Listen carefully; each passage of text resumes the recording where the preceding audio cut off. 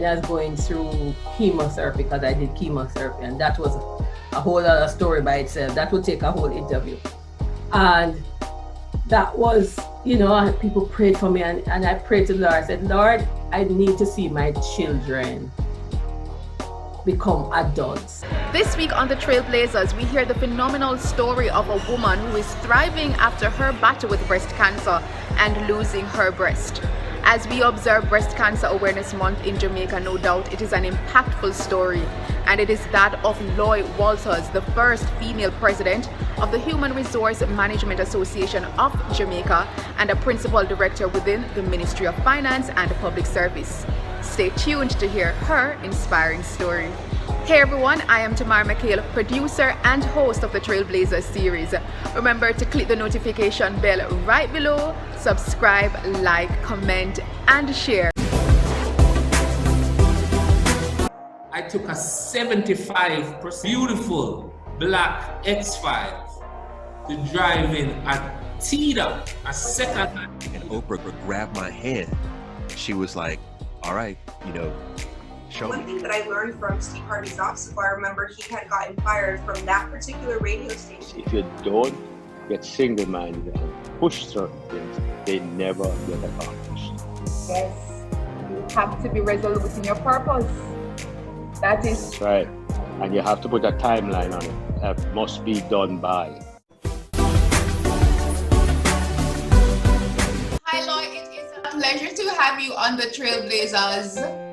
It's a pleasure to be here. Thank you. How are you? I am feeling great, and you are looking great. Thank you. And it's great to have you sharing your story on the program, especially as we observe October as Breast Cancer Awareness Month in Jamaica. And just before we jump into your story in terms of how you battled breast cancer, tell us a little bit about yourself, your work, what you currently do. All right. I wear double hats. I am by day, I am the principal director, HR Policy and Information at the Ministry of Finance and the Public Service, where we write policies for the entire public service in terms of HR policies. And I am also the president of the Human Resource Management Association of Jamaica. And so I am responsible for all HR persons, whether public or private. So that's what I do. Wow, so you definitely have some big shoes to fill in both capacities. Yes, ma'am, a lot of work, but we can manage.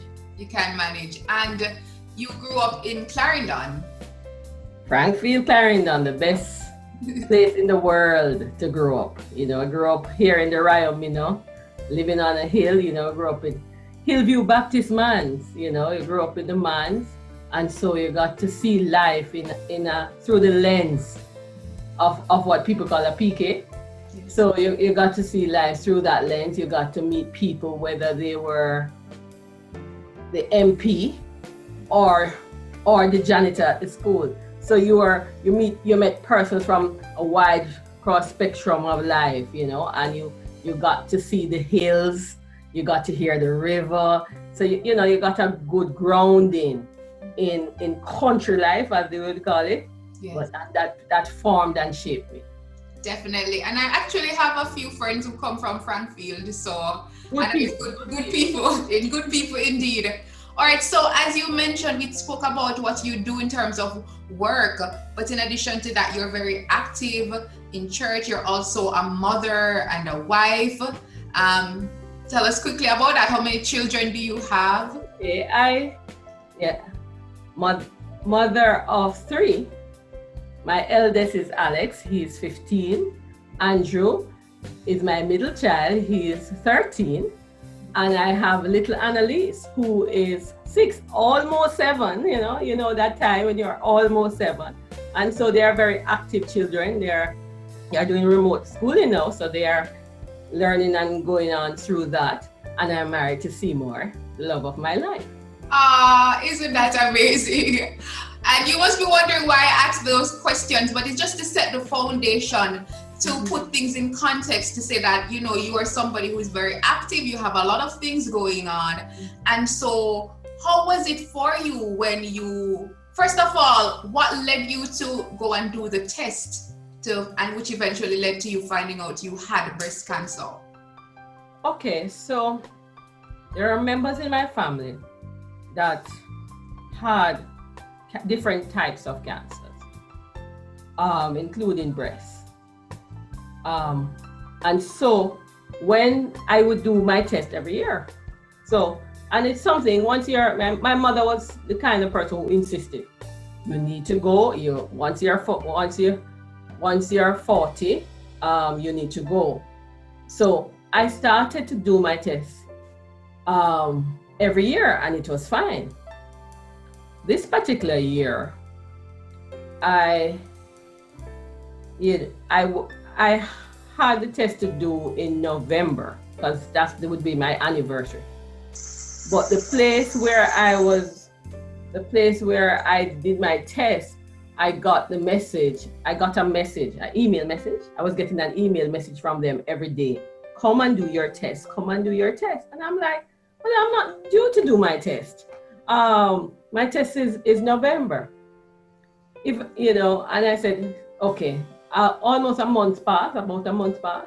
And I said, they keep sending me this come and do your test morning and evening. Let me just go set it up. So I called and they said that day they were not available for that day, come back tomorrow. So the next day I said, sure, I won't bother to do that test. And as clear as I'm speaking to you, I went into the restroom and heard a voice say, you better go and do your test. And I'm like, Lord, why are you telling me to go and do my test? It sounds like something is wrong. And so I walked out to the restroom, picked up my bag, and said, I'll be back soon. When I went, that's what started the journey. When I went, then they did a mammogram. I was referred for an ultrasound. I went back, when the doctor said they wanted to do an ultrasound. I'm like, if you're referring me for an ultrasound, there's something there. And that started the journey. Whoa. That was a scary journey to start. And so once you did that ultrasound and you found out, first and foremost, once you were... I didn't find out immediately, just knew that something was there. And then I had to be referred to another entity, which actually I had to do, I went the same day because it was such an emergency. They wanted to make sure. And when they went to the other entity, they did another mammogram again and another ultrasound, and definitely saying, you have to come in early next week. You have to do a biopsy because we have to see what this is, whether it is malignant or not. Oh, and so what was going through your mind? What was your reaction? Because I can imagine fear. There was some fear, but there was also faith in God. I love the fact that you have faith on your wall, because faith for me is, when I was growing up, I thought faith was my first name. So on all my books, I used to have Faith, Lloyd, Carola, and Jennings. Until grade 6, when you're doing common entrance and you discovered, oops, okay. So faith for me, it plays a big part in my life. And I remember the doctor saying to me, don't worry. You have a lot of people praying for you. You come from a praying family. You are going to, even if this is what it is, you are going to beat this. And then I had people in my family. My husband is very strong like that. So he would be like, no, don't feel sorry for yourself. You're going to do what you have to do. You're going to beat it. And my siblings, my brothers, my sister poured into me. I said, don't worry about it. Been through that, done that, you can manage. And so that kind of support is very important from the beginning, because it helps you to have your mindset where it needs to be. And then I had a lot of time God and I just trying to work it through. But you're fearful, but I still had to live life. Yes. Because this was November, as I told you. And my daughter was going to be, how old she was going to be? Probably like 4, 5, yeah, she was going to be 4, thereabout. She was going to be 4 in that time. And so we had to make sure that we celebrated her and celebrated her birthday. So I didn't even go for my results until after her birthday. Wow. Yeah, my brother said to me, and he said to me, don't go on her birthday, because if it is positive, you'll always remember that. Yes. So the birthday we celebrated, I celebrated with my brothers, my nephews were here, and my children, and all my nieces and nephews. And so we celebrated her birthday, and they didn't even know. Oh, you didn't tell them yet? I didn't tell them. The adults knew, but the children didn't. Not the children. Right, and so I found out the next day. And you found out the next day after the birthday. But to put it in context, because you said your daughter is almost 7 now, so that was literally like 3 years ago? Almost 3 years ago? Yes. So, I mean, to take us through the treatment, after you found out it was positive, what was that process like? All right. Finding out you're positive means that you have to now do a series of tests, blood work. I did CAT scan. I did a PET scan. And when I did the PET scan, the doctor was saying to me, okay, this is your result, did the PET scan, this is where it is. And then he looked and he said, hold on a minute. There's another one for me. So another one. The CAT scan didn't pick it up. The mammogram didn't pick it up. The PET scan picked up that. They call it a father-daughter. And so when that picked it up, I had to now do surgery to remove everything. And so you removed the entire breast. Yes, I did. You had to, because you want to save your life. And so I had to be now juggling. I had to say, okay, my children are having exams at school. It's almost Christmas. I'm trying to work it through. But I did the surgery in such a way that I did it, and then I went, and then I was able to come out of hospital just before Christmas, so that my children wouldn't have to suffer. Yes. Me being in the hospital on Christmas, because Christmas for us is a big thing. We celebrate and laugh, have fun, and have family time. And by then the children knew. By then they knew me. Then I went into the hospital, and then I was sick, and eventually I told them. My big son is the investigator, so he would say, "Mommy, what's going on? You need to tell me." And I had to tell them. And it was very hard for them because they had to process that. I remember, my big son investigated everybody who had breast cancer in Jamaica. He would tell me everything. He would say, "Mommy, this gentleman had it, and this so and whatever else." And one of my children asked me, "Does everybody that get breast cancer die?" Now that's hard. Yes. That was a hard question to answer. And I had to say, no, some don't, some do, but some don't. And I know we had to talk it through with them, had to help them. The first one had just passed GSAT. So can you imagine you going to high school and he worried. He told me the day I did the test was the day of his last exam. He said, "Mommy, that's my lowest grade." Because I was crying the whole exam. So the children, my daughter acted up, went through a lot, it just hard on her because she just knew something was wrong. She can't explain it. So she can't really explain it now. She probably doesn't even realize what it is now because she don't, but she knew that I was going through a lot, and so it affected her as a person, and I had to work with her to help her. Help her. Out. And you mentioned the question though that she asked about death. I know you are a woman of faith. My son asked that question. Yeah, your son, to correct. But I know you mentioned that you're a woman of faith and you have a praying family. But did that cross your mind at any time that could be a possibility? All the time. All the time. How did you handle that? You had some down days, but there's a scripture verse that says, a joyful heart gives good medicine, and a broken spirit dries up your bone. I'm like, Lord, my bones are not going to dry up. And I had persons who would pray for me. I had family members who would pray for me. I had people from church. They came and they met with me, and I was going through chemotherapy, because I did chemotherapy, and that was a whole other story by itself. That would take a whole interview.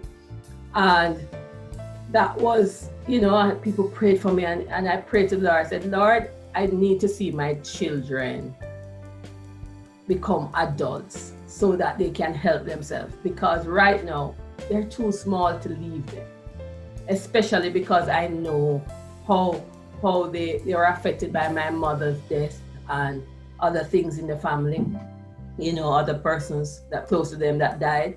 I said, no, Lord, I need to be here. And I got that reassurance that I wrote a lot of scripture verses. I sang a lot. I pushed myself. Sometimes, I was not at work for over a year. That's the other thing. Continue. Right. Mm-hmm. And I used that time to heal, because I had to do multiple surgeries, multiple, during that entire year. So each time when you're doing multiple surgeries, and sometimes I remember one of my surgeries was like 7 hours long. And so when you're doing that kind of surgery, you go through a lot. Your body needs a lot of time to just heal and to go through. And my faith carried me. I would get up and be dizzy, but the doctor would say, it's okay. And my sister would call me and say, have you eaten? Because when you do chemo, you have no taste in the mouth. So everything I remember somebody saying to me, don't eat your favorite food, because you'll never like it again, because the taste is just weird. And so I just use that time and just let the Lord pour into me. Yes. Pour into me. So I had to withdraw from some things. Work, I wasn't able to work. I wasn't able to participate at church the way I normally did. I withdrew. I was a deacon at the time. I withdrew from that. And out of, I withdrew from that. And out of that, I just stayed home and just soaked in. And I had a very, very supportive husband who took good care of me, took good care of the children, and he took good care of me. And we used that time to strengthen our own relationship as well. So it was Faith. Faith was my name again. I remember calling myself Faith and saying, boy, I have not, this is probably the first time I'm talking to somebody about the journey, because it's so personal. It's so personal. You're like, but yeah. Well, I appreciate that. He certainly did, and I appreciate that you are able to be authentic and to share with our viewers, that experience. One of the other things I wanted to ask you, especially as a woman, losing your breast, did that have an impact on your self-image as a woman? What was that for you? At first, when it was just happening, but I spoke to my body. It's all weird to say. I said to my body, I said to my breast, you've served me well. We've been together from as long as you were here, and you fed my 3 children. Now you have done your job. You have done your best. Go and rest. Bye. I love you. And I did that, because I had to do that to separate. You know, you had to do that to separate. And because I had a very good plastic surgeon, he helped me to believe in myself. And then and then you said to yourself, I remember one of the doctors said, the first surgeon that did it, he said to me, it's just a piece of skin. So don't worry yourself. I don't want to see you holding your head down and walking like something is wrong with you. Nothing is wrong with you.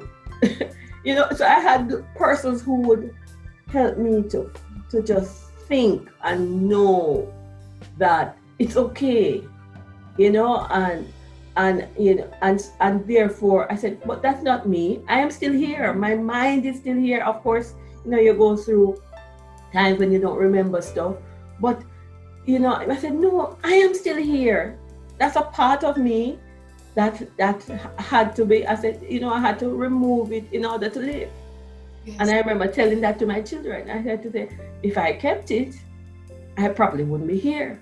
But I had to go. So you have to, if you worry too much about image,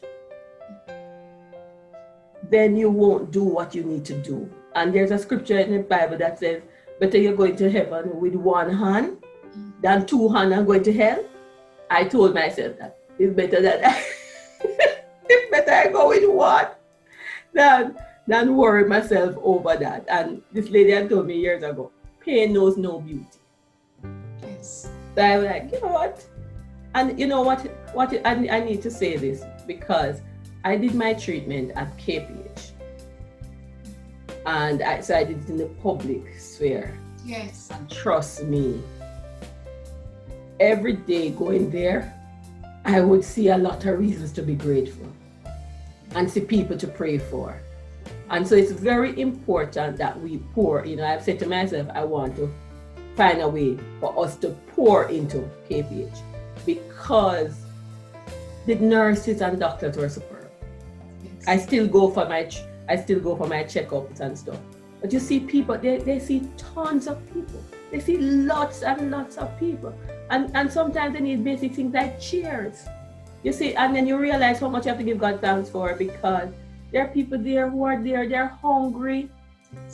And therefore their blood count is low because they're not eating right and therefore they can't get the treatment. And you cry for those persons. And so you realize that, boy, we need to take care of our people, but we also need to teach them how to take care of themselves. Yes. How to make sure they do the test, because part of the issue, some persons say, oh, I don't want to do the test because it's going to make me sick. No, what the test does is early detection. Yes. It helps early detection. And as the Jamaica Cancer Society says, early detection saves lives. I am a living proof. Indeed, you are. And I mean, it's interesting that you mentioned KPH, which for our viewers who are not in Jamaica, that's the Kingston Public Hospital. And so as you mentioned, doing your treatment in that environment, because some would think that you need to have go to a private hospital then to get that kind of first class or that, service. And yet still you were able to successfully do your treatment and you're cancer free. Yeah, you get a very good service. The problem a public hospital faces because they have so many patients. Yes. And so little resources. Yes. And so I would say to everybody that can, that they would need to help them develop that clinic, that oncology clinic, to make sure that that people have basic things like chemo chairs. I remember doing chemo and there are some of them sometimes they didn't have enough chairs or enough machines. They tried their best. And so they made sure that you had the best care that they could provide, because it's very important that people get the help and get it all, because people are coming from all across the island. So we need places where people can go and get themselves checked. And so it's very important, because people might say, oh, come you got it and you did your check every year, because the check doesn't prevent it. What the check does is to help you focus. So you also need to do your self-examination. But sometimes self-examination does not show anything. So you have to also make sure you go to the professionals and get it done. And so, just to backtrack a bit, going through chemo, because you mentioned sometimes you didn't eat, did you have to change your diet or your lifestyle, anything like that? I changed my diet. There are some things I don't eat anymore. The doctor said to me, stay away from those things. So I've stayed away. Things like what? Like I no longer eat beef and I no longer eat goat. But I eat chicken. I eat pork. You know, but also you cut down on your amount of sweets. You know, I had to do things to manage my estrogen level. You know, so because mine was estrogen based, and so I had to do those changes. Supposed to exercise more. You're working on that. Working on that. That is, you know. Yes. I'm going to be speaking to you since I see that you're doing fitness. So I am going to be working on that some more. But yeah, we've been doing that. And you know, so, we've done that. And so how and also mental. Yes. Part of it is mental. You have to have an overcoming spirit. You have to ask God to fill you with his spirit and give you an overcoming spirit. That doesn't mean that persons who die don't have an overcoming spirit. But what God does is that he gives you the peace in order to deal with whatever situation. Because sometimes you wondered, when I was going through something, I wondered, would I be able to? You know, because some days you feel like, boy, this is it. I remember going and seeing, staring death in the face a couple times, well, and saying, no, not today. You will not take me today. And that time you don't even have the energy to even do the finger. But you keep going. You keep going. And so you have to just keep going. Keep going indeed. And that overcoming spirit and that faith and the support certainly definitely helped you to heal. So at what point did you find out that you're cancer free? From before chemo, you know. Mm-hmm. From I did the surgery and they did the blood work, I was cancer free. I did the chemo because of family history. Yes. To make sure that just in case the blood work missed anything. Mm-hmm. And then, you know, I had some other surgeries that I had to do, so I did them. But I was cancer free, and I've been cancer free, you see. So I tell people that I'm not a survivor. I'm not a cancer survivor. I am an overcomer. I'm a thriver. A thriver. I like that word. You know, as my sister would say, my sister Grace, we're in this together, and so we say we are overcomers, we are thrivers, we are on top, we live each day at a time. And I have brothers who call me and support me. My mom has passed, and my dad, sometimes doesn't know who I am, but when he does, he's just his own presence. I had such strong parents. I need to say that. I had strong parents who cared and poured in their life out to help people who were vulnerable and who were on the margins. And so they taught me that no matter what you're going through, you do your mission. And my mother used to say, you're here for a season and then above.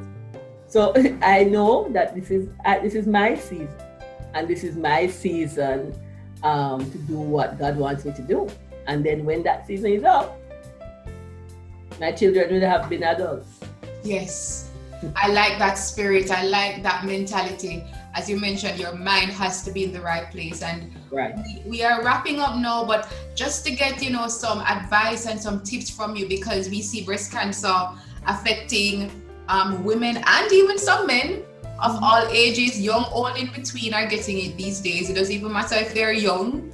So what, sort of advice would you share to those who are experiencing that, going through that, and also for those who are not going through it, but, just some tips? I would say keep the faith. I would say believe God to help you walk through it. Eat up. Don't so radically change your diet that you don't have the nutrients in order to do your treatment. You can always change and become very radical at the end of the process, but eat properly. But I found that people were not eating properly because somebody else told them, oh no, you can't eat any meat, or you can't eat that. Eat properly so that you can fight. Yes. Read the word. Be encouraged. Find people who encourage you. Some people, if they're not encouraging, don't stay around people who don't encourage you. Find people who the negative self-talk and stuff, pour into. I used to find YouTube videos of worship songs and just listen and just sing and just read the word and let the word fill me up. I also would say to persons, exercise. Exercise is very important because it keeps your mind and find things to do, challenge yourself. So if you're a person that you don't like words, do Scrabble. You can't do Scrabble, do it anyway. Find things so that you're creating, especially if you're going through chemo, you need to create new brain waves, because when you do chemo, it destroys both the good and the bad cells, and so you have to build back up again. So do find ways to create new brain pathways. And I even did a 5K. I remember last year I did 4 or 5Ks. What? That's amazing. Yes. And I am not a person that likes to exercise or likes to walk. But I'm like, you know what? I'm going to do this. Yes. I'm alive to do it. And I remember doing it with my sons, and they're like, Mama, we don't want to leave. I say, you go, guys. I'm here. Don't worry. We'll meet up. You go. Have fun. And it was really good to do that. So I think people need to find support. I remember once my husband and I went to Hollywell just for an hour. Just to get out of Kingston, just to something different. I remember nature and relax. Yes, man. I remember going to see the Charlestown Maroons with my family. I had just done surgery. I could barely move. I am packed up in the van with pillows all around me and family all around me, and they're taking the time and drive and us going. Do something. Don't just lie down and think you're going to die and neglect yourself. No, pour yourself. Because I said to myself, I don't know if I'm going to be here next year for my family, because December is my anniversary. And it was supposed to be this big anniversary, and we were like, oh, and then we said, okay. So all of us went, 8 of us in the family, my children, my sister, my brother-in-law, everybody, we just went. And we went and visited Charlestown Maroons and went through the hills to go to Portland. It was so beautiful. I was like, yes. So I think people need to do what the doctor tells you to do. And not say, do exactly what the doctor tells you to do, but also do support. And those who don't, do your checks. Do your checks all the time. Don't do your checks when the doctor tells you to do your checks. Check your own self. Find support, maybe an accountability partner, and say, okay, we're going to do it together. My mother used to go with like 5 or 6 people, just to say, come, we're going to do our mammogram, so that kind of thing. And also reduce your stress. That's the key. Stress can be caused by, cancer can be caused by stress. By letting negative situations get into you and not sleeping enough. So I used to go to bed like 11 and wake up at 2 and start working. Yes, ma'am. And I had to learn how to stop and take care of myself. So when my body wakes up at 2, like it did this morning, I said, okay, we are lying down here. We are not getting up. We are going to lie down until it's time to get up. But so you have to teach your body to calm down. Yes. Because when you have many things like you do and I do, you have to know how to balance. There's something called work-life balance that we talk about in human resources. You need to create that kind of balance. Yes, you are doing things that you enjoy. And yes, you have to work and everything, but you also have to play. And you also have to sleep. The Bible said the Lord gives his beloved sleep. Yes. You have to get that sleep and take that rest. And sometimes you're not sleeping, but I remember my other doctor who used to say, in your lunchtime, divide it in two. If you have an hour for lunchtime, divide it in two. Take half an hour to eat and the other half an hour to take a power nap. You'll see how powerful you are when you wake up. That is true. I used to do that. Well, you and I probably need to do that now again. I need to go back and do that. That power nap. Yes, even a 5 minutes, it makes a world of difference. Just close your eyes. And also to train your eyes. Now we're on the screen a lot. We need to get up. We need to walk around. We need to look far. They always used to say to you, you need to look far. You need to rub your hands together and put them over your eyes. To help your eyes not to hurt so much. So things like that. Just take care of yourself. That's what it comes down to, one statement. Yes. Self-care. You can't. When you're on the plane, they say you can't. You have to put on your own oxygen mask first. Mm-hmm. Before you put on the child. Because if you put on the child, you might die and the child has nobody. Mm-hmm. So you put on your mask first. So now we're wearing mask again. You put on your mask first and then help other people. So it starts with taking care of ourselves, ma'am. Awesome, and that's a fitting note to end on. It's interesting that you share that analogy because I had a recent guest who shared that same analogy on the program, Mr. Alvin Day, who also is from Frankfield. Yes, maybe the Frankfield thing. Exactly. Maybe the Frankfield thing. Yes, I know Mr. Day, yes. Thank you so much for sharing your inspirational story. You are certainly no doubt a trailblazer, and I know you will just continue to live and love life and continue to impact, the lives of others positively. It's been my pleasure. It's been my pleasure. Thank you for having me, and I love your program and I love the inspiration that you're providing. And it's nice to see you grow into yourself, unlike some persons. I know you for a while, and so I'm so happy for you that you are finding your own trail. It's nice to be on a program called TrailBlazer, because when I was about 16, I said to the Lord, I want to be a trailblazer. I want to go boldly where no man has gone before. Oh my gosh, that is amazing. That is amazing. Thank you so much. That means a lot. That means a lot coming from you, and let's keep up the fantastic work. Yes, ma'am. You too. Okay, bye-bye. All right, take care. Bye-bye. And join the TrailBlazers family for weekly inspiring episodes every Sunday.